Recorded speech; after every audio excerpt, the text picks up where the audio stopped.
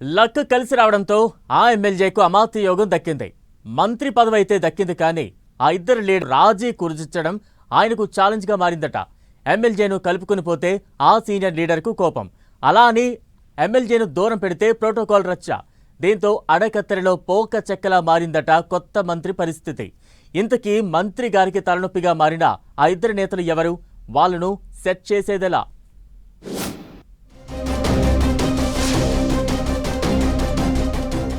మంత్రైన అడ్లూరి లక్ష్మణ్కు కొత్త తంటాలు. ఎమ్మెల్యే సంజయ్, మాజీ ఎమ్మెల్సీ జీవన్ రెడ్డి మధ్య వివాదం. ఆ ఇద్దరి మధ్య రాజీ కుదర్చడం మంత్రికి పెద్ద టాస్క్గా మారిందా?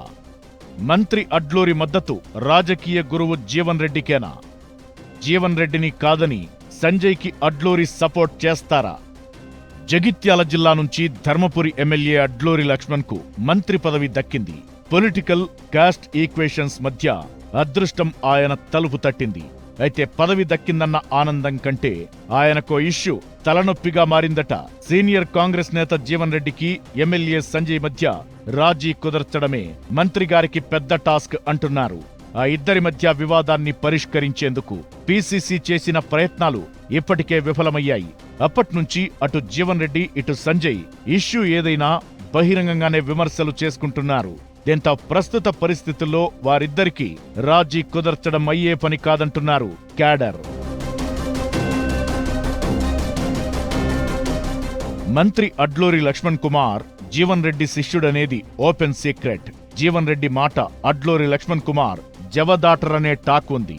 జగిత్యాల నియోజకవర్గంలో ఎమ్మెల్యే సంజయ్ పార్టీ మారిన తరువాత జరిగిన పరిణామాల నేపథ్యంలో జీవన్ రెడ్డి వెన్నంటే ఉన్నారు అడ్లూరి లక్ష్మణ్.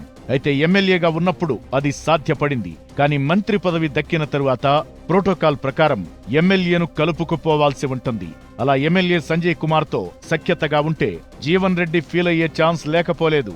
పోని జీవన్ రెడ్డికే ప్రాధాన్యత ఇస్తే ఎమ్మెల్యే సంజయ్కి ప్రోటోకాల్ ఉల్లంఘన చేసినట్లవుతుంది. పోని ఇద్దరినీ కలుపుకొని పోదామంటే జీవన్ రెడ్డి ససేమిరా అంటారు.